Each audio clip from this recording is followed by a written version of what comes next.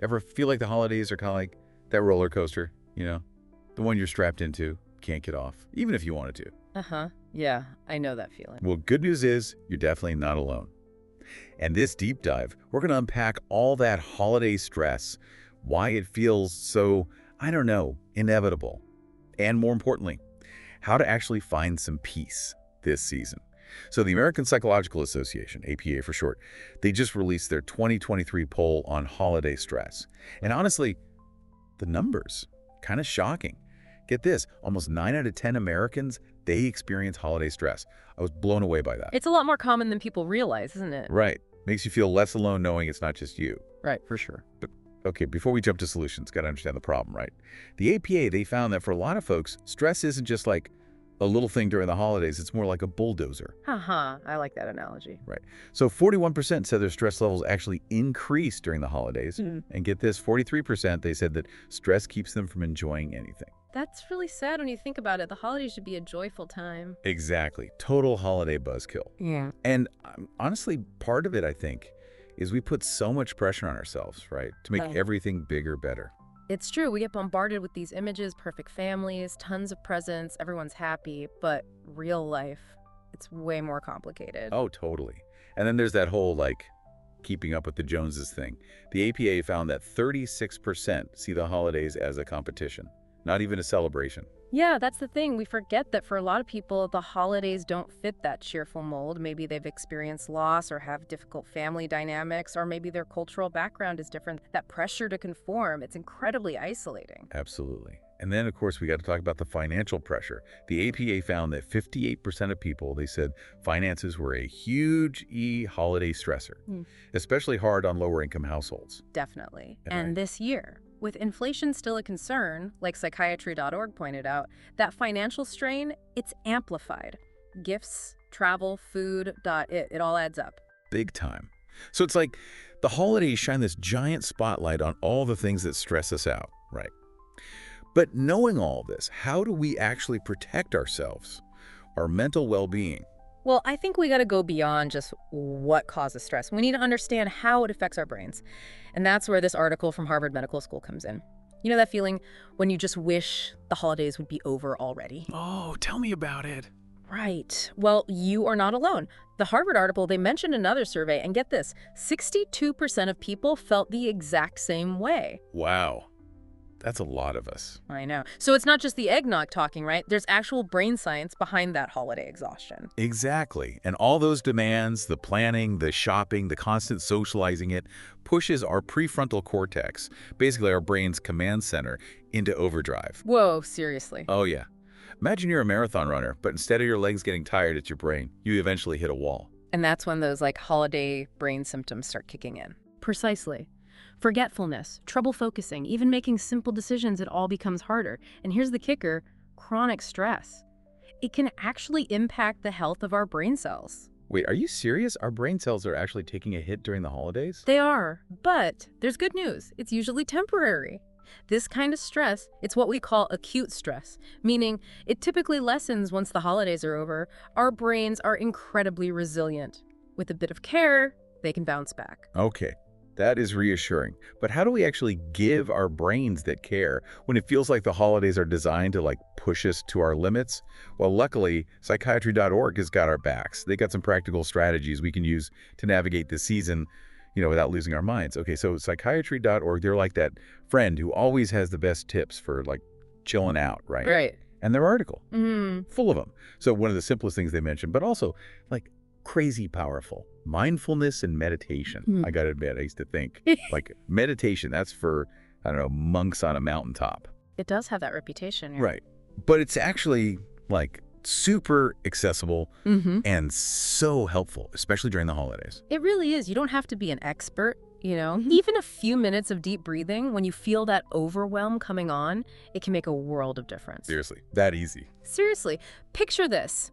You're at a family gathering, right? Things are getting a little lively, let's say. You step outside for 5 minutes. Just breathe. Totally shifts your energy. Okay, see, now that Yeah. I can actually do, like hitting the reset button in the middle of all that holiday craziness. Exactly. And what's interesting, the APA survey, they actually found a link between spending time outdoors and lower stress levels. Remember how we were talking about stress on the brain? Sunlight, it helps boost serotonin. That's key for mood regulation. Oh, interesting. So even a quick walk in nature can be incredibly beneficial. So it's like double the benefits then. Fresh air for our stressed out minds, A&D a mood boost. Not bad. You know what I was thinking about? With the APA saying younger people feel more of that holiday competition pressure, social media, right? Yeah. Got to play a role in that. Oh, absolutely. Impossible to ignore. Social media, it's like this constant comparison game. The perfect decorations, the picture-perfect families. It's easy to get caught up in that, trying to present this, I don't know, idealized version of ourselves. Totally. Like we're all competing for the best holiday award that doesn't even exist. Exactly. And it all ties back to decision fatigue, right? Trying to keep up with these unrealistic expectations, it just adds another layer of decision-making to our already, overloaded plates. It's true. Like, do we buy this gift because it'll look good on Instagram, even if it's not quite right? Or spend hours on some complicated recipe, even if it means less time with family? A real struggle. So how do we, break free from that cycle? Is it even possible with social media being so everywhere? It takes effort, for sure. One thing psychiatry.org suggests, setting boundaries with technology. Maybe pick specific times to check social media. Or, even better, complete break during the holidays. You have the power to choose what you see online, right? Right. It's about choosing to see things that actually bring us joy, not just more stuff to compare ourselves to. Speaking of boundaries, psychiatry.org had another suggestion that really hit home for me. Learning to say no. That's got to be the hardest thing during the holidays, right? Oh, it's definitely a skill, but so empowering once you get it. And it ties directly into managing our time AD finances, especially during the holidays. Like maybe you opt out of a gift exchange this year, or politely decline a few invitations. Remember, saying no to some things gives you the space to say yes to the things that really matter. That's such a good point. Saying yes to quality time with people or just time to ourselves, which, let's be honest, we all need during the holidays. For sure. And you know what? This connects back to what the APA found about people feeling excluded from traditional holiday cheer. Maybe instead of trying to fit into a box that doesn't feel right, it's a chance to redefine what the holidays mean for us. Create new traditions, prioritize connection over, buying a bunch of stuff. Even just allow ourselves to feel all the emotions that come with the season, even the tough ones. It's true. The holidays don't have to look a certain way. It's about making them meaningful for ourselves.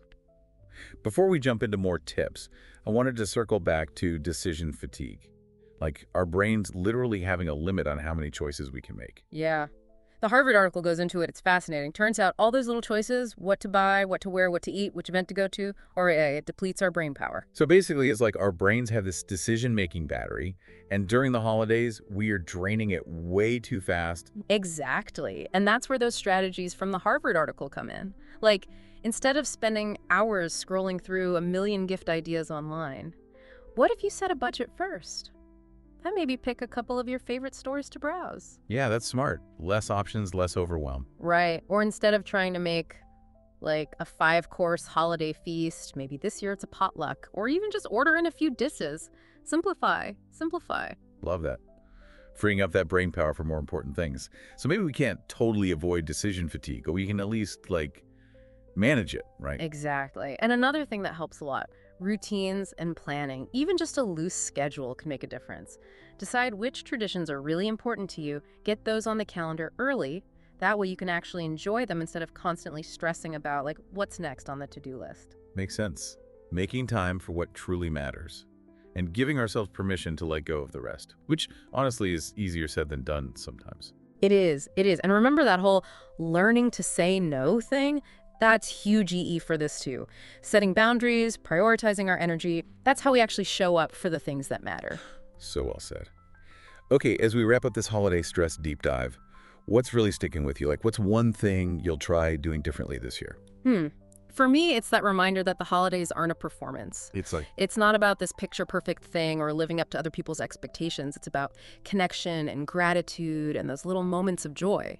And sometimes that means we've got to break free from those old traditions, simplify, and put ourselves first. Love that. And honestly, I think that's the perfect note to end on. You have the power to create a holiday season that feels good for you.